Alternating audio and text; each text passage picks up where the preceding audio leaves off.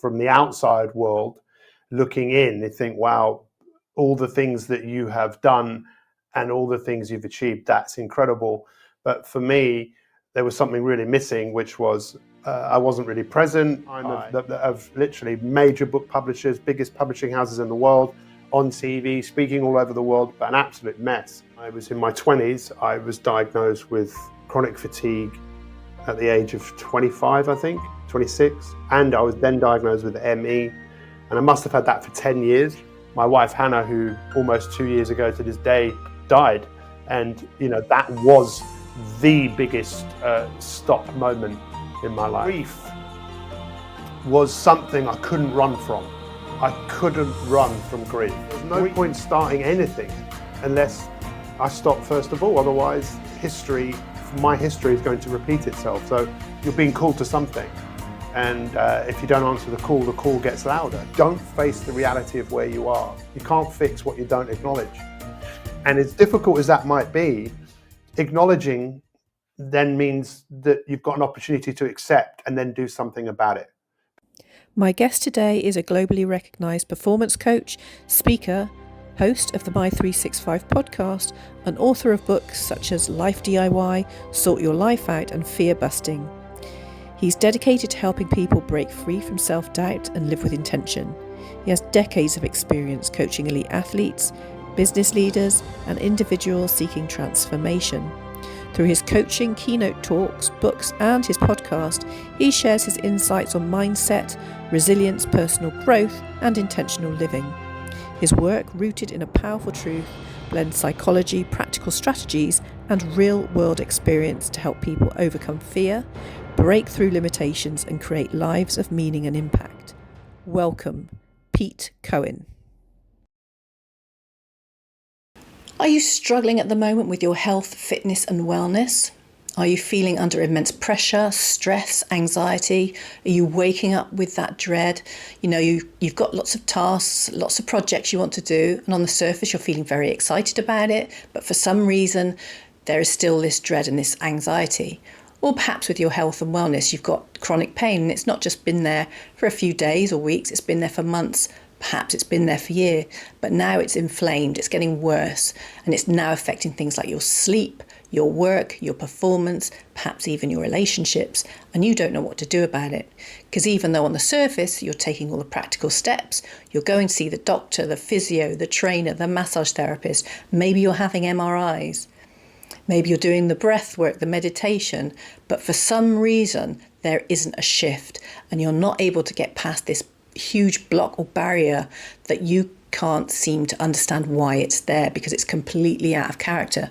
After all, you're normally a proactive, positive, high-performing person, but for now you are really struggling to get that motivation and that drive that you normally have, and you want to get that back, especially when it comes to your health and fitness, because being in a state of chronic pain is no fun. Well, this is why I developed Mind Drive. Mind Drive is your solution to overcoming chronic pain, getting rid of those mental blocks, those mental barriers that are holding you back, and being able to take that step forward into a better quality of life and get back to the life that you desire, that performance, that proactivity, that productivity, enjoying every aspect of your life in work, relationships, health and fitness, and feel really at your peak, really energized. Well, I have developed a free guide for you to get you started on this journey to better health, better fitness, so you can actually elevate your mind, heal your body, and reclaim your life. Now, in this guide, it's going to show you what the reasons are, the causes perhaps, that you're feeling very stuck and you're not able to move forward. It's going to show you how perhaps on this occasion the reasons those traditional methods are not working. And we're also going to give you some inspiring stories and some practical steps that you can follow to help get you started on this journey to better health and a better life, the life that you desire. So all you have to do is completely free guide. All you have to do is click the link in the description, or you can head over to the website at teamclinicservices.com and you can download it for there. But for now, I want to thank you and I look forward to hearing your comments, your thoughts. But for now, back to this episode in our Unleash Your Inner Athlete series. Have a great day. Hello and welcome back to Unleash Your Inner Athlete. And today I am joined by the wonderful Pete Cohen. Thank you for joining me today, Pete. It's great to have you here. It's my pleasure. I'm looking forward to this. I've been looking forward to this conversation for a while. So the Yeah, well, I time know. is now. Yeah, I know you have so wealth of knowledge and information and strategies that you can share with everyone because you have been on quite a journey. I mean, you really were and still are at the very peak of your career. You know, you're a global, internationally recognized coach, performance coach. You've worked with everything from high flying executives, very elite athletes. And, you know, you've probably done what most people in this industry want to do is you've been on TV, you know, there's no one and no height you haven't reached from the outside, looking on from the outside. But obviously with that, what's come parallel with that is this sense of deep loss, grief that you've been through, imposter syndrome. And then also understanding that what happens when you're at that peak of success, but you start having these feelings of, you know, a lack of fulfillment, a lack of purpose, meaning in your life, even though you've achieved this great success. It's the kind of this feeling of what next? What am I supposed to do with my life? And that, like I say, that imposter syndrome that many people actually who have great success feel, believe it or not. So I know we want to go through all of this because many people suffer with this problem. Many people suffer with grief and loss. Many people have doubts, self-belief problems. But I want you to share your sort of story, your journey with people so people understand where you've been and can relate to that, but also how you managed to come out the other side, what strategies you implemented, and how, you know, important, you know, keeping yourself healthy and fit, what part that kind of played in it as well. So to start us off, if you can sort of share where it all sort of began with you in terms of, you know, where this sort of roller coaster you've been on. Well, thank you. You know, it's definitely something that is evolving in terms of, I don't know, this re-engineering, repositioning of myself and facing how I was living my life for so many years. Because I think, as you said, from the outside world, looking in, they think, wow, all the things that you have done and all the things you've achieved, that's incredible. But for me, there was something really missing, which was I wasn't really present. I didn't believe that it would last. I did, as you alluded to there, imposter syndrome. I thought people were going to find out that I wasn't who I was perhaps even pretending to be. But it's amazing what major trauma can do for you. I think what's happened over recent years is what I would call stop, you know, moments that I'm sure you and your listeners have had major moments in their life where everything stops. Everything changes, everything looks different. It's normally through a disaster, a prognosis, diagnosis, something major happens when all of a sudden everything is different. It wakes you up to a new reality. I think for a lot of people, I can't talk for everybody, obviously, but I think some of the stop moments I've had in my life, they weren't big enough stop moments because I would still go back to an old way of moving through the world, which was being busy, being frightened with imposter syndrome. But it was only through, as you know, you met my wife Hannah, who almost 2 years ago to this day died, and you know that was the biggest stop moment in my life. I haven't actually answered your question, but that's what I'm going to say straight off the bat, if that's okay. Yeah. No, that's fine. I mean, we're going to get to all these points. We've got plenty of time. Good.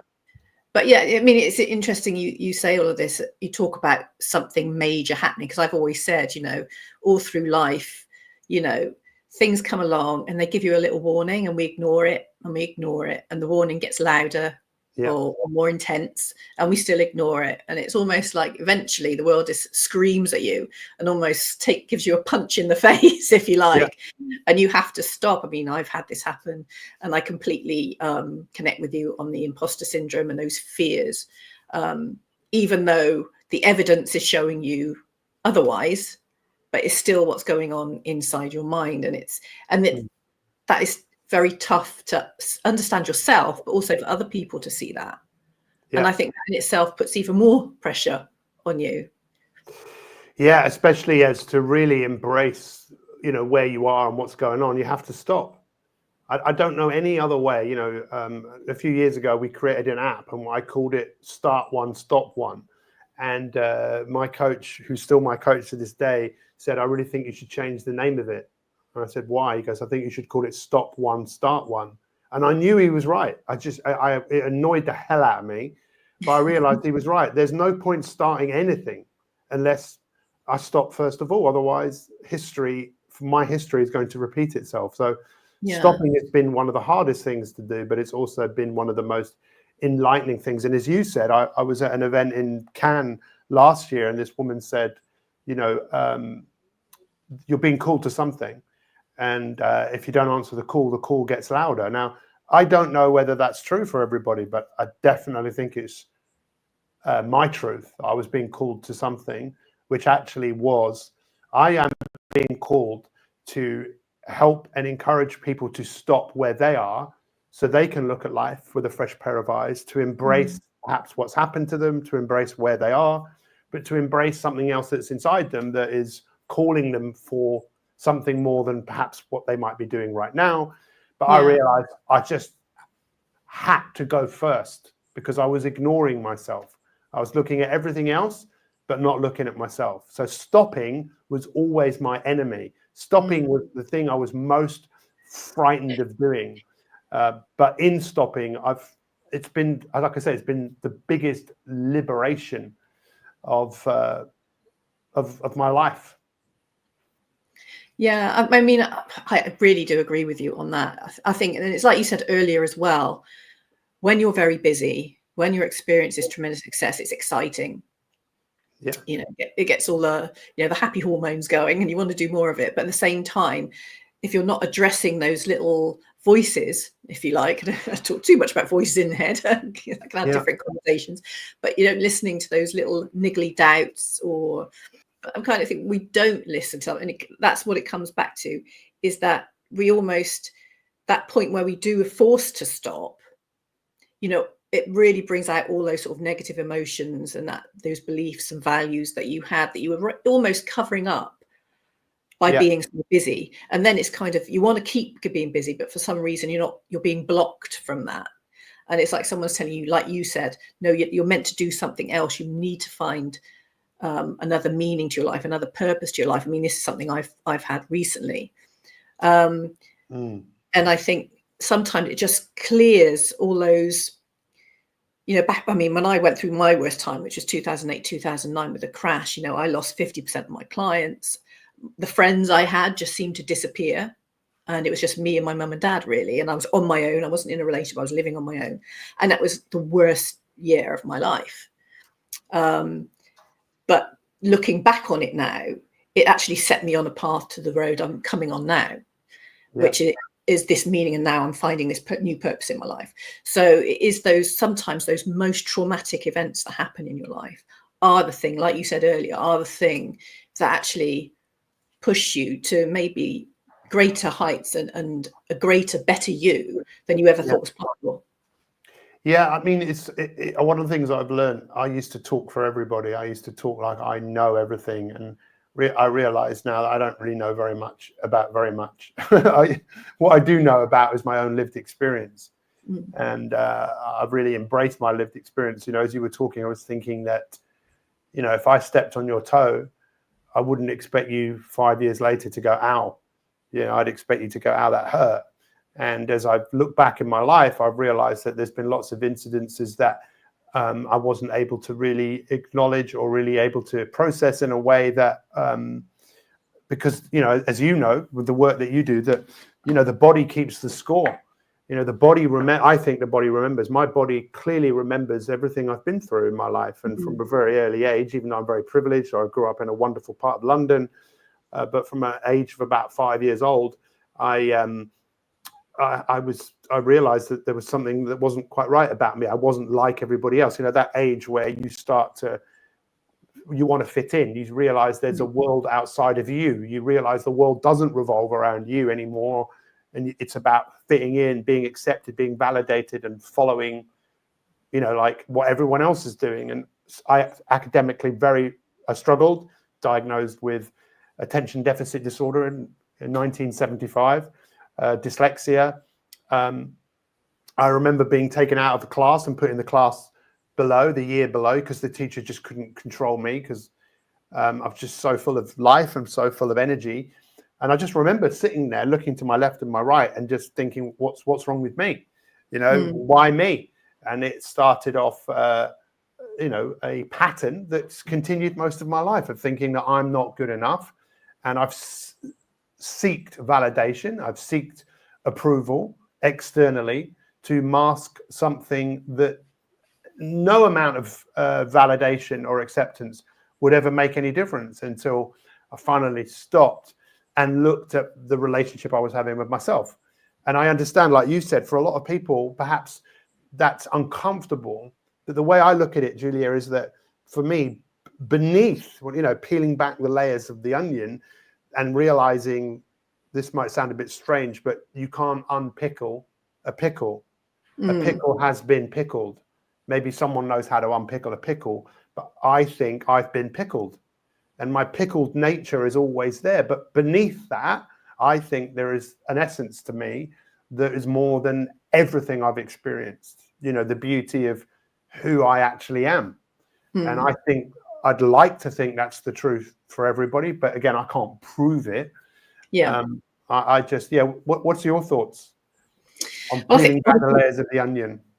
Yeah, I mean, I think, it goes back to my understanding and what I've learned over particularly the last 15 years or so, when it comes to body-mind connection as well. And this story we have that goes back, to the day we were born, the values and beliefs that we instilled about things, albeit, from a good place, of keeping us protected as we're growing and learning and going through life. But sometimes as we get older, they can really negatively affect us. And it's like you say, it's all these layers that build up over the years, and you can hold on to sometimes some negative beliefs about yourself, about the world, about your life, about how things should be, and old paradigms that we used to have based on, those years, those former years, and how life was. And we carry them forward, if I'm making any sense at all. We carry them forward into the present, but just because they served us back then doesn't mean they're serving us now. And it does, and it because it's been there for so long. I mean, I'm well into my 50s now. Once you hit a point in your life where you get this sudden block and you don't know why it's happening, because it's so counterintuitive to you. It's not who you thought you were, because you've changed. You change, you evolve, you develop, you think different ways. The world changes and influences you in a different way. You've then got to go, well, if I'm going to move forward and get back to being the person I feel I want to be, whether it's success, physical health, business success, whether you just want to feel freer, you want to explore the world, you want to be more, whatever it may be for you, because we're all different. We all have different motivators and drivers. You then have to go back, and then you do need to go all the way back sometimes to peel away each layer and figure out, well, where did this happen? Why did this happen? Because you have to make this disconnect. Because I think if you're going to move forward, there has to be a neurological disconnect from your old way of thinking. And that isn't something that you do quickly overnight.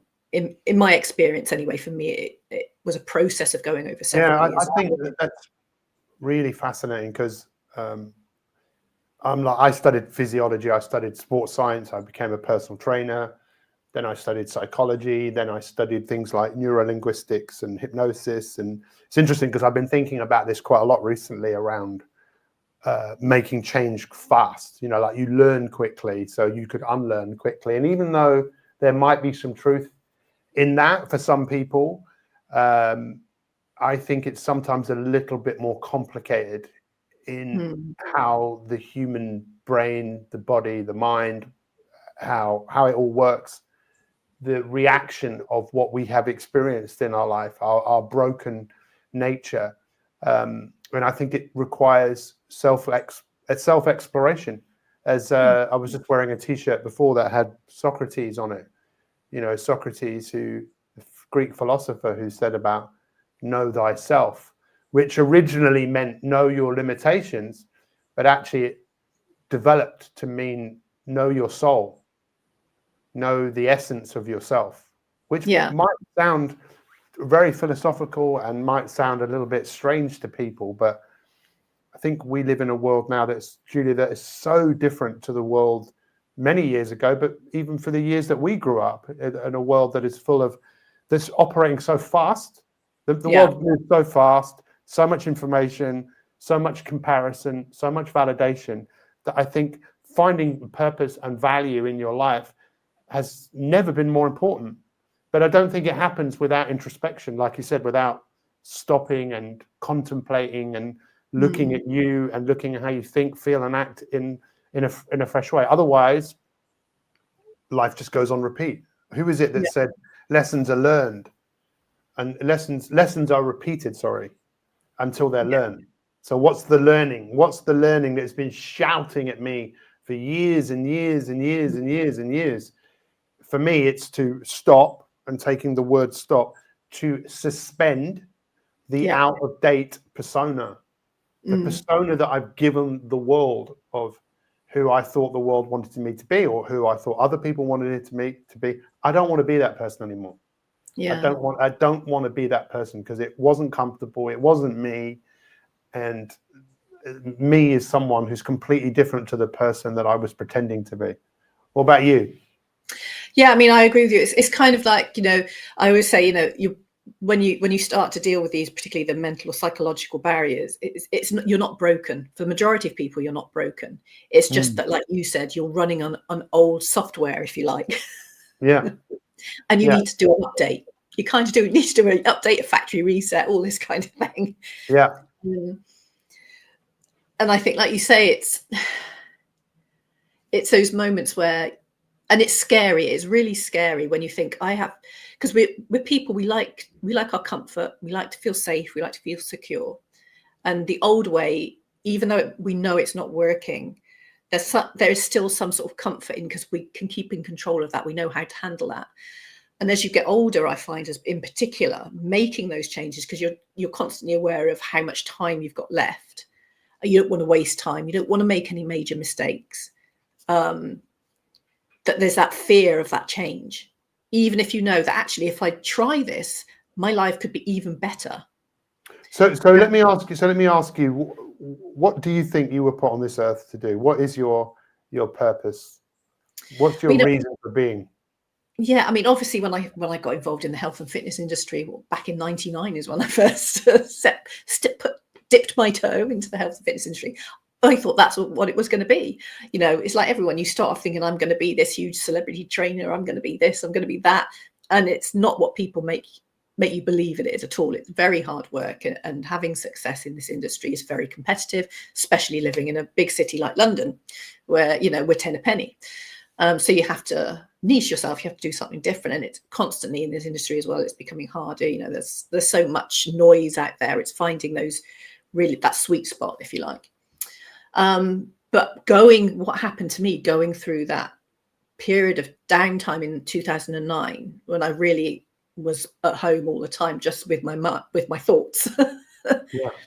And then that took me on this journey, learning about the body-mind connection and understanding how important the mind is, which I think is something we think about health and fitness very well. Up until that point, for me, it was very much a mechanical, physiological thing. There was no emotional, psychological thing, if that makes sense. Yeah, absolutely. Yes. Everything is so connected. Nothing in the body works by itself, and the mind and the brain, again, people mix those up. To me, they're two separate things.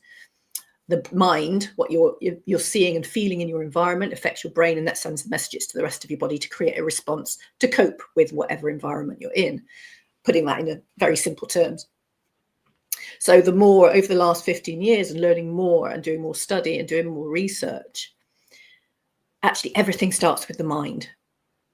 Nothing else is going to move forward unless you deal with the mind. And that's something I've had to consistently work on with myself, based on my old narrative. And now I had to reprogram, which for me has taken a number of years. It's something I think we always need to work on. But I think that is the first step to changing anything in your life, whether it's your career, your financial success, your health, your fitness, your relationships. it has to start with making a conscious choice. Say, this is it. I've had enough. Like you said, I don't want to continue like this. I deserve something better and I want to do something. I want to have that meaning, that fulfillment, which has brought me into this, this real focus on helping share more about the importance of mind, mental health, and how that then feeds into your physical health and fitness, but your performance in your life and getting that better quality of life. And that for me is become my purpose. Good. I like that. It reminds me of, I remember in the 90s being into Oprah Winfrey, and all my friends thought I was crazy. I used to love watching her, but it wasn't her, it was the people she was interviewing, so she'd interview people like, there was a woman called, Louise Hay, who wrote You Can Heal Your Life. There was a woman called, who's just slipped my mind, will come to me, who was a medical intuitive, who could look at you and tell you what was wrong with you. And I knew that there was something in what these people were doing. And Louise Hay, I remember with every condition that I might have or someone would have, like irritable bowels or something, and you'd go and look and read her book and it would tell you what mental, emotional issue was causing that. And I just thought this is truly, truly fascinating. In fact, I've had some issues with my ribs. I've done my ribs quite a few times and cracked them doing various things and then coughing and cracking. And then I was talking to someone the other day and they said, well, you know what that's to do with, don't you? And I knew what he was going to say. And he went, grief. He said issues often with the ribs is related to grief. Now, I could imagine some people might listen to that and think, well, that's nonsense. And I think, well, if you think it's nonsense, then it's nonsense. But for me, when you step back and you realize the magic of how this all works, and I really like what you're doing because you're not working in isolation anymore. It's like, I'm just working with the body. It's like, no, you're working with the whole thing because we are a whole. We're a whole that's made up of many parts. Like you say, a mind, a body, maybe a brain. Sorry, we've got a brain, a mind, a body, a soul, a spirit. Depends how you want to look at it, right? Yeah. But yeah, I love what you're doing, and I would encourage you to obviously continue. Yeah, I've got lots planned for the year. But it's interesting going back to what you were saying about, your grief was showing up in your physical. So people understand that a little bit better from your perspective. How would you explain what's going on so people understand, okay, I've got chronic, say, long-term chronic pain. I've been everywhere, done everything, and nothing's getting resolved. And it's now affecting my mental health. It's making me feel worse. And I just don't know what to do. So how would you explain from your experience how that grief affected your physical health? I think it's really important to take a moment to stop and just know that wherever someone might be in their life, I understand it might be really difficult with the condition or the conditions that you might have. All I know is my own lived experience. And when I was in my 20s, I was diagnosed with chronic fatigue at the age of 25, I think, 26. And I was then diagnosed with ME. And I must have had that for 10 years. And it was to the outside world, again, I would look fit and strong. But inside, I was a mess, an absolute mess who was just putting on a really good front, And I had that for 10 years. And I think there was a few things going on. I had no idea how to manage my energy. I had one speed of moving through the world, which was just fast, go, busy, being busy. Hyperspeed. What? Hyperspeed. Hyperspeed. My mum said I was born 6 weeks earlier. I was in a hurry. And I've been in a hurry ever since. And it almost killed me. There were times I woke up and I didn't want to wake up. I just wanted, and that was at the height of fame, the height of literally major book publishers, biggest publishing houses in the world, on TV, speaking all over the world, but an absolute mess. But to answer your question, grief was something I couldn't run from. I couldn't run from grief. I've run from everything, but I couldn't run from that. I don't run away from difficulty, but I was running away from myself, if you like, from facing the relationship I had with myself. So my dad died in 2018. My mum died in 2021, and then my wife died in almost 2 years to the day, 19th of May 2023. And she was given 18 months to live in 2011. I think you know this. I've just made a documentary that's just won an award at Cannes, which was just ridiculous. It won most inspirational film at the Cannes Film Festival. I didn't make it for that reason. I made it because I wanted this story to be told of who she was and how she leaned into what was difficult. But going back to your question, grief was this thing. I'd never grieved my dad. I never grieved my mum. I didn't really have a chance because I was busy being busy, and I was always worried that Hannah would get sick again, and it happened. It just, I've never experienced grief like that. I can make sense of my mum and dad to a certain extent. They were a bit older, but with Hannah, it was like, this is different. The waves just like coming, and I had to sit with it. And I've had a coach as well. And it was interesting because my coach said to me not long ago,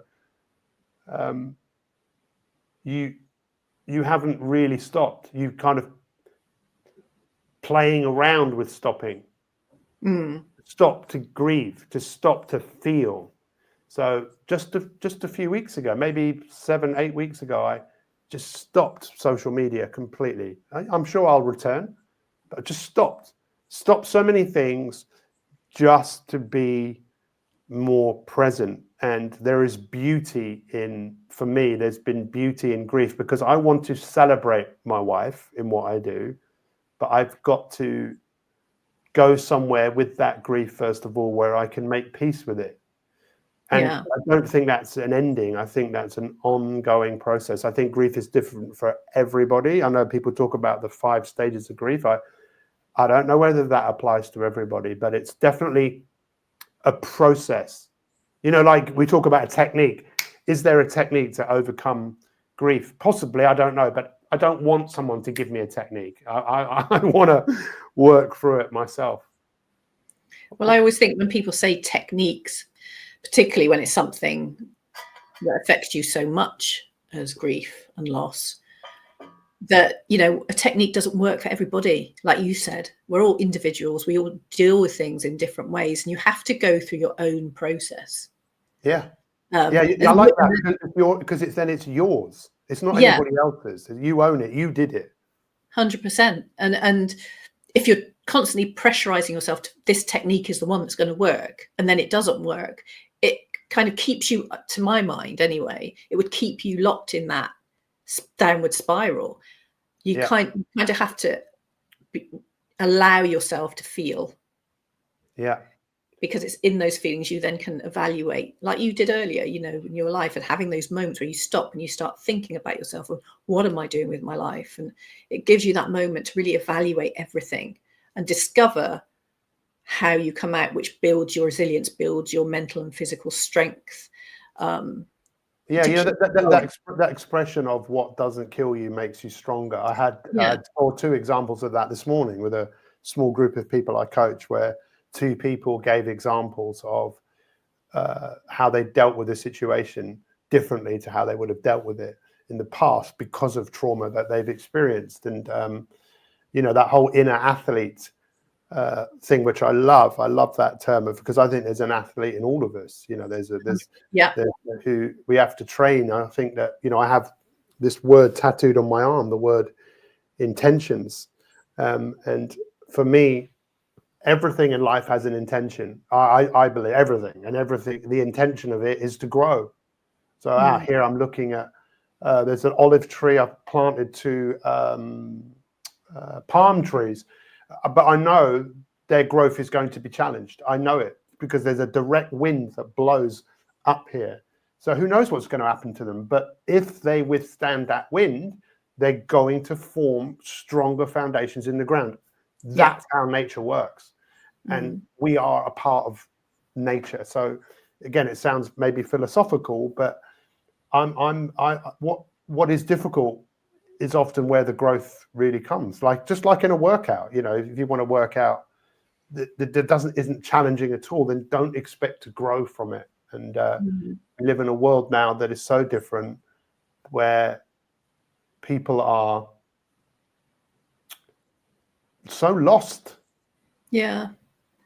And do you think that's because there's a fear of pain? And I'm not necessarily talking about physical pain. I'm talking an emotional pain, psychological pain. They're not. I mean, I always think that I really worry about the next generation is that they're not building that mental, psychological, and emotional resilience in the same way maybe our parents did, the grandparents, or even ourselves. Yeah. And I worry for them because that's something that really is. You can't expect everyone to do everything for you. You kind of have to go through, as scary as it can be. But what I really liked what you do, and I think is really important, which not everyone has that, but having a network or people around you, even if it's just one person or a handful of friends, family members, who can help support you emotionally and psychologically, support you through that process. Well, I think authenticity today is a rare commodity, where you find someone who's open, honest, vulnerable enough to say, hey, this is me. I think that if you don't have people around you that support you in who you are, and finding genuine people to follow who really care for you is also a rare thing. We live in a world that is completely overrun with social comparison. And who knows what our world is going to look like. I remember reading about a man who won the Nobel Prize in 1972, who basically said that the biggest problem in the world is just there's too much information, So think of 1972 compared to now.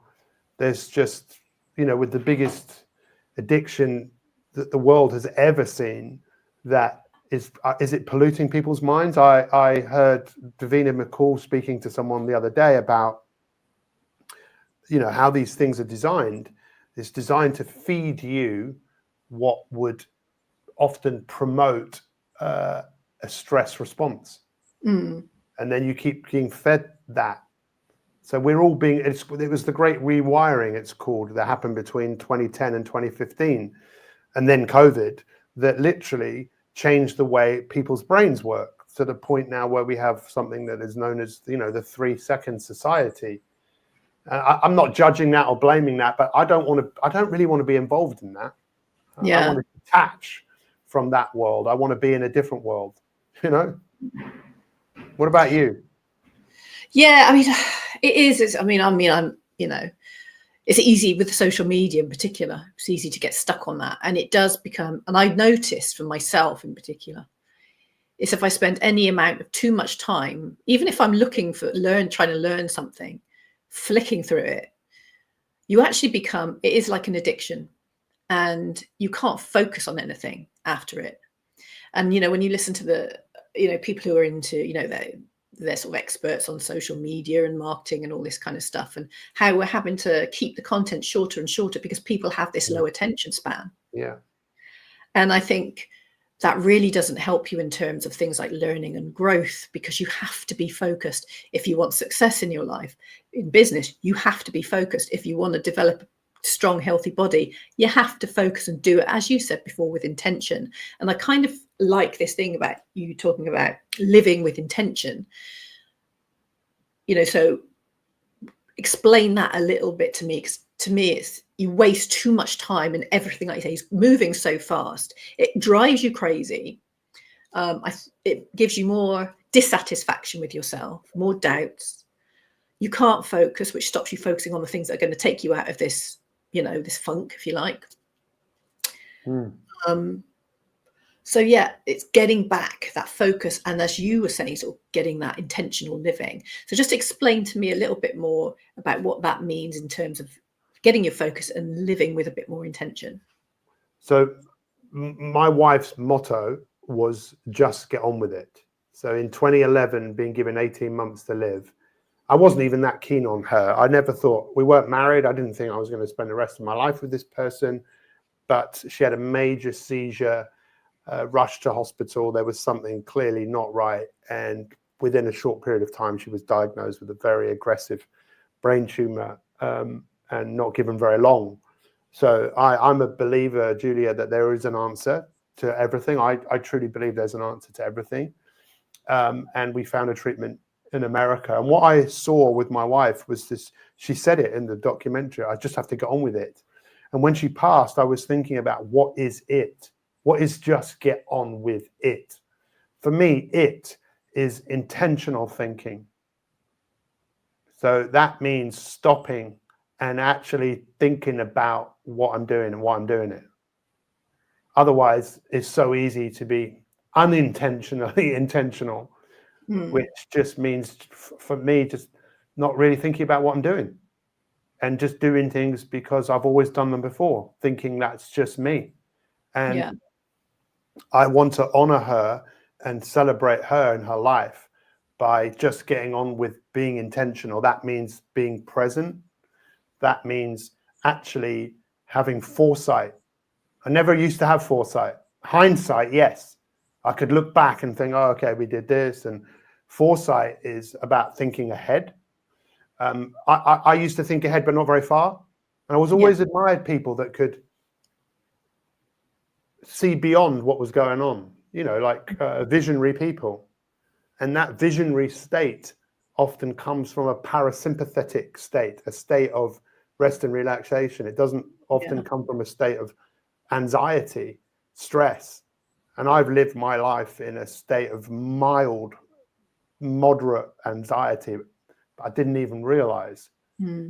For me, being intentional is actually being present. As challenging as that is, to be present with you right now, as present as I possibly can be. It's tough. It is. You have to practice it. I think you're right. It's a practice, and that's why mindfulness has been spoken about for thousands of years, or meditation.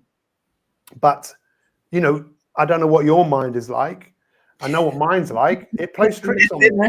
It plays tricks on me, and it's great that you can laugh at it, because the mind, they call it Maya in Hinduism, and dukkha in Buddhism, which is just the illusions, that the suffering that the mind can create. My mind can create, but unless I stop and I step back and if I don't look at what's going on, then I'll just be engaged with everything else that's going on.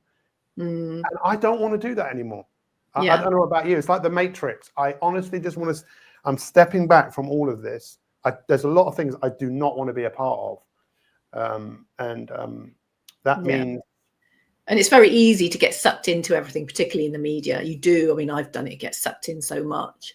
I mean, me laughing is I'm not making light of the subject, but because I've done all my learning over the years, I can actually laugh at myself, because I know exactly.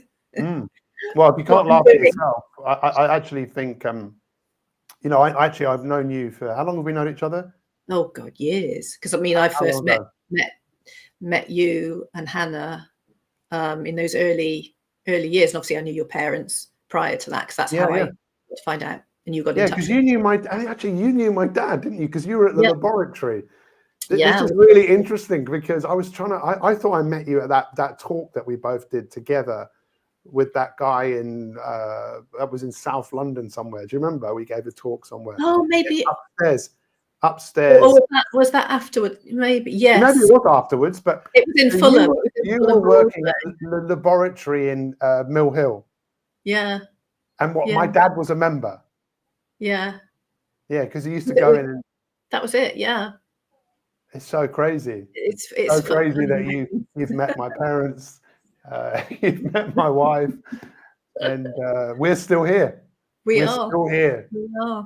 And I like what you said before about, because you said right at the beginning about, with the time that we have left, it's like, I'm a big fan of Lord of the Rings, and I remember Gandalf saying to Frodo, it's not about the time, it's about what we do with the time that we have left. And Julia, I just look at everything so differently now. I've got into gardening. I've got into just taking all this pressure off myself. I'm really fortunate that I can do that. That a lot of people don't have that, but I do, and I just want to make the most of it. The appreciation of what's actually here, right in front of me. Not that I have to go and chase, because I thought success was about striving. Yeah. And I just realized it's nonsense for me. It's just nonsense.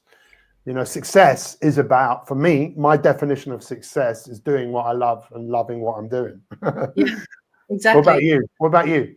Yeah, I mean, I agree with you, because for me, I mean, just briefly touching on my mindset, I'm someone who thinks way too much in the future and get anxious about it. Yeah. So I worry about everything all the time. And my boyfriend is always, he's very, very, I guess it comes back to his martial arts and his military background. He's very focused in being present and being in the moment. And I'm way too off in the future, planning about the future too much for a future I don't know that's going to happen, for good, bad, or indifferent, and get myself worked up instead of saying, okay, I can't do anything, can't predict the future. I need to be here and focus on what I have now and just be in the moment. So if I'm out walking, we often like to go for walks along the river here and stuff, and just enjoying that moment. Doesn't matter what's coming in an hour's time, tomorrow, next year, but be present. And I think that is the key for me, anyway. I think if I was looking back through my life, I mean, again, just being honest, I was so frightened of my mum and dad dying for so many years that I was never really present with them. And I think in my life, I've not been that present with the people that really matter. And I'm really making up for that right now as being more and more. And it's even stranger, Julia, on this table that I'm on right now. This was my mum and dad's. It's a round table. This was their table. And for years I would sit here with my mum and dad there, and Hannah often would be sitting there. And the fact is that, like you say, it's like, well, they're not here, but I still carry them with me. And my mum, who always said there's an answer to everything. My dad, who always said, son, it's not what you know, it's who you know. And Hannah, who was like, well, just get on with it. Yeah. Just get on with it. Just be intentional. She always said, stop putting pressure on yourself. Sorry? Those things will always be with you as well. Those great moments, those great memories, and those little insights that you can now carry on with.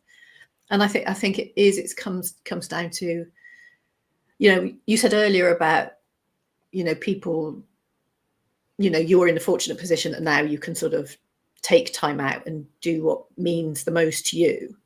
And maybe some people don't have that, but I think it comes down to a choice. And it kind of crosses over both the things you're saying about deciding what does success mean to you. If you want to go out there and, working hard, hustling all day, and that makes you happy and you feel fulfilled, great, go do it. But I think if you're struggling in some way, you've got to talk to someone. It's a choice to say, do you know what, I'm going to, like you said, which is a big deal these days, to cut yourself off from social media. I mean, it's like all of those inputs. I mean, it's like, what is the impact of that? And I had to just stop it to realize I'm not actually interested in any of it, but I thought I was interested in it. Yeah. I really thought that there was. It's whatever gets you up in the morning and makes you feel, yes, this is what I want to be doing. I'm happy. I'm contented. It doesn't matter so much about the amount of money you got in the bank, the amount of friends you've got, the places you're going to visit, the clothes on your back, none of that really. At the end of the day, it's waking up with that feeling of fulfillment and purpose. And that's what you do, right? I do. I mean, I've caught up in stuff. I mean, at the moment, I'm loving doing my podcast. I've got things planned. If they come off, touch wood, I don't want to say too much about it yet for later in the year. But this purpose I'm on about, helping people with their mind in particular, but how that Okay, so let me ask you something, which is something I'm really interested in. What role does faith play in what you are looking to make happen? Sort of religious faith, or just having faith? Whatever faith means to you. Do you have faith? Well, it's odd because I was brought up in religious. I was brought up a Jehovah's Witness, actually, and then I left that when I was about 19 years old, just before I moved to London, and I was kind of anti-religion. I wasn't anti against other people could have religion, do whatever they want if it made them. But for me personally, it wasn't working. I didn't trust it. I didn't believe it. I thought it was a way of controlling people. And I had my ups and downs over the years. I've had, we could be here all day talking about the stories and Yeah. things that I've been through, and some of it my own making, and other things were external and what have you, and just happened, unfortunately. But they brought me to where I am now, in a sense. So even though some very negative things have happened to me in my life, they've also made me the stronger, more resilient person for it.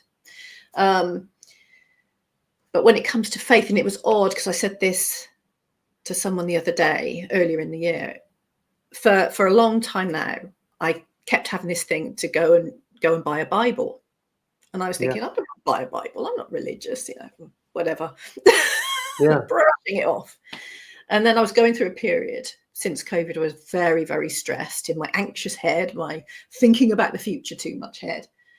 Wasn't sleeping well. And, I was just feeling like I just didn't want to feel that way anymore. And something said, just go. In my head, it was saying, go to the bookshop, go to the bookshop. So, okay, I'll go to the bookshop. So I went to the bookshop and I was just flicking through. I took myself off to the religious textbook, and there was this shelf of Bibles there. And I was just flicking through them and looking for one that sort of resonated with me. And I picked one out. And the odd thing was hadn't done anything. I hadn't read anything. And I know people are going to think I'm absolutely mad. All I did was buy it. And as soon as I walked out of the shop, suddenly I just felt all the stress drain from me. Yeah. I can't explain it. Yeah. Well, but maybe there's no need to explain. I mean, I'm really glad that you shared that story, because all that really matters is that you felt a sense of profound peace. I did. From doing it. And then what happened is I started just saying, okay, well, I've bought it now. I might as well just read it. Yeah. No pressure. Each to their own. So I just read, each morning when I get up in the morning with my lemon water or my cup of tea, I just read a couple of scriptures. I don't sit there for hours, just 5 minutes or 10 minutes of reading. And that kind of sets me up for the day. But since I've been doing this, my life has taken me on this purpose I'm now on. Yeah. If that makes sense. Of course it does. So, of course it does. I mean, I know there are going to be people who think I'm crazy. They're going to think I'm some nut, but it doesn't matter. But there'll be some other people who completely are inspired by what you just said there. Yeah. People who do have faith. Yeah, and I would still never consider myself an overtly religious person. But there is something that's been very profound in that moment, if that makes sense. Well, so faith to me is just a fascinating conversation, because it's like, okay, you were just saying before, this is the friend in me and this is the coach in me. When you were saying before about you've got plans, things that you don't want to say too much about. And I'm saying, okay, well, do you have faith in that? Do you have faith that this is going to happen for you? And it's like, well, you obviously do have faith. So then I'd say, well, if you leaned more into your faith, the fact. And the only reason I say this is because I have a coach who's a Christian, and his Christianity is so important to him. And I've seen his faith play out. We've worked together for 4 years. We've had hours and hours of conversations, and I've seen his walk in faith. I've been to his church, and he lives in Indianapolis in the States. I've been there with him a few times. I'm not a Christian. I'm Jewish. I mean, I went to a Catholic school, and faith to me it's a bit of a taboo subject, and it's interesting because my best friend yesterday was sitting in this chair, and I talked to him a few weeks ago about faith. He's not religious at all. I asked him about faith, and he said, faith to me is believing in myself and believing in the people around me. And I just thought, wow, that's so powerful, that you believe in yourself and you believe in the people around you. I believe that as well, but I also believe that there's something else that's working through me, that there's something that I'm more than just this, that there's something that supports me. You could call it God, you could call it infinite intelligence, divine intervention. I don't know, you could call it whatever you want. And obviously some people choose not to believe, as you said, each to their own, because it's your business and this is my business, and I am not here to convert you to do anything. My role in life, Julia, is I want to encourage people to walk their own walk, to walk their own path, and to find out what works for them. But I'm curious in terms of, okay, I'm thinking, I wonder what that would look like for Julia if she had more faith around what she was doing. And I suppose for me, how faith plays out is that I'm letting things happen. I'm doing stuff, but I'm making it happen. And I'll just give you an example. I'm looking out here outside. I've never grown grass before, right? I've never raked all the moss, put down the seed, and put down the topsoil, and now the grass is seriously growing. I didn't make that happen. You know, did I have faith? I kind of did, but I was questioning, is it going to work? Is it going to work? It's working. So faith is it a tool? Is it I think it's a stance. It's yeah. I mean, like I said, since I've been on this journey, different doors and different opportunities are coming my way that I would never have thought. I'm talking to people, meeting people who I'd never dreamt in a million years I'd be talking to about this stuff. I'm so glad that you shared that, because I think there's some incredible wisdom in the Bible. You know, I think some of the, you know, the whole thing about the renewal of your mind. And there's also a chapter about, not a chapter, a verse around being open to everything and attached to nothing. Yeah. And the renewal of your mind, which is, I don't know what, is that Corinthians or Romans, or I don't know. Sorry, my reading. Yeah, but that whole thing of the Jesus said about, you know, don't conform to the world, you know, conform to the renewal of your mind. I know I've probably got that completely wrong. The Christian, well, I think it's what you're saying about conforming, because I think we are, and even more so now, people are being forced to conform to a certain way of thinking, a certain way of doing. Because if you don't, you're dangerous, or you're crazy. Or no, we're individuals, and we have to express our individuality in whatever way. But with that comes responsibility, and you know, if you go too far, you're going to have some push on that, but you still have to live, as you said, authentically. And I think this is really important for us all, but especially for those like yourself who are at the top peak and they're finding themselves suddenly in the trough. Maybe this is where you need to start. You've reached a point in your life now where you really need to start. Well, it's the knowing. I know who I am more than I've ever known. I was always a victim of where I was. And again, Hannah was a great example of where she wasn't who she was. She was more than where she was. Where is always circumstantial. Where I believe is always changing. Where am I? I'm a widower. Is it who I am? No, I'm more. I believe I am more than the circumstances that I find myself in. And to be authentic, it's a beautiful word. It really means the author and the authority in your life. It comes from the author and the authority. Who's the authority in my life? Well, I've given my power away. I'm not doing that anymore. I'm writing my future right now by having this conversation with you. Yeah. There might be only one person who listens to this who really takes something away from it. If that happens, great. But I've taken something away from just the conversation that we've had. Yeah. Around your faith. I can't thank you enough for being so open and vulnerable enough to say. I wasn't planning on it. No, I think it's beautiful to hear that you heard a voice telling you to go and buy a Bible. You know? Yeah. Who was that? I've been there for a long time. I just ignored it. Yeah. It's as I'm sure we start to possibly wrap this up. I need to make a move quite soon. The word genius is a beautiful word, and I didn't really know what the word meant until I decided to dive a bit deeper. And it means it comes from the Romans. It means the moral authority. The Romans believed that every house had a genius, every person had a genius residing within them. This moral part, the part that knows what is right for us. And again, people might disrepute that, but I know there's a moral part of me that is talking to me, that is guiding me. I just wasn't really listening. And what you've described to me is a great example of the moral part of you going, you need to do this. Doesn't matter what you think. And then you doubt it for a bit, but eventually, no. And then you bought it and you walked out the bookstore and you did. I don't know why, but I just feel lighter. So as we're coming to the end of this conversation, what would you be? Let's just get Pete's top tips for someone who's going on this journey. What would you say with the top 5 things that people should do to get on that path that is really going to, for you anyway, from your experience? Well, it's definitely to start off with an audit, to look at where you are. First off, where are you in the life domains that seem to matter most to people? And those life domains seem to be your health and energy, your relationships with others and yourself, and your work, your wealth, and your service. To audit that, but that's challenging because it means you've got to stop and sometimes face the reality of where you are. But if you don't face the reality of where you are, you can't fix what you don't acknowledge. And as difficult as that might be, acknowledging then means that you've got an opportunity to accept and then do something about it.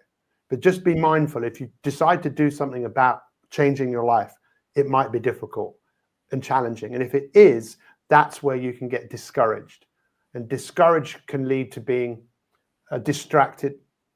You just got to be mindful, but it starts off with acknowledging. And I would also say, the second thing I'd say is that no matter where you might be in your life, and as difficult as that might be, there are people out there that could help you and support you, hold your hand. Every hero needs a guide. Everyone needs someone to help them.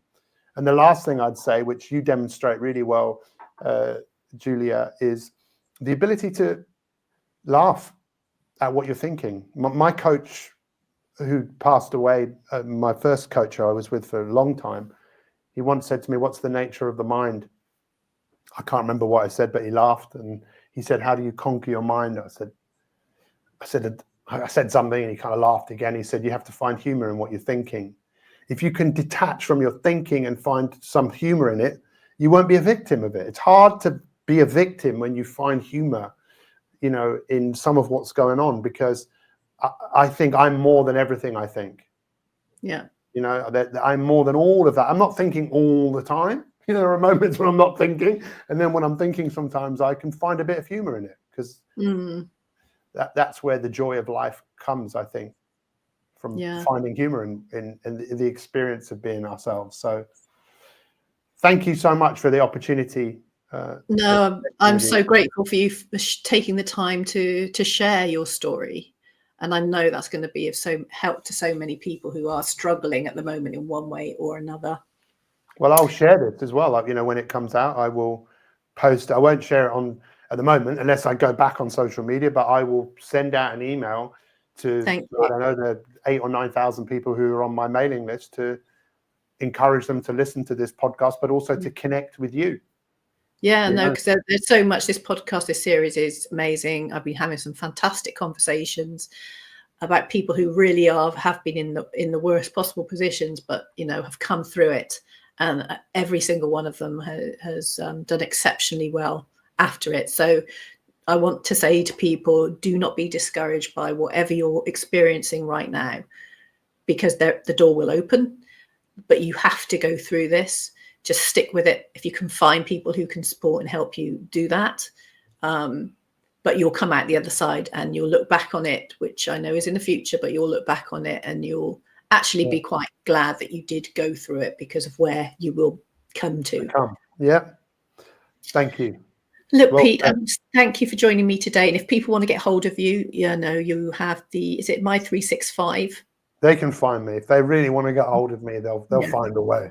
You'll find him. He is there. He's everywhere. He is Pete Cohen. But thank you, Pete, for joining us, and thank you everybody else for listening in. Thank you.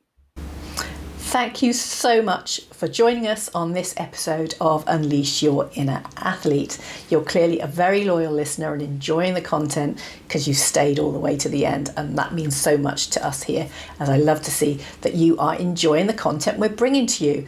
And I want to be able to grow the channel more, bring you more fantastic guests, and give you more quality information that are going to help you maintain that quality of life you desire and keep you at peak performance.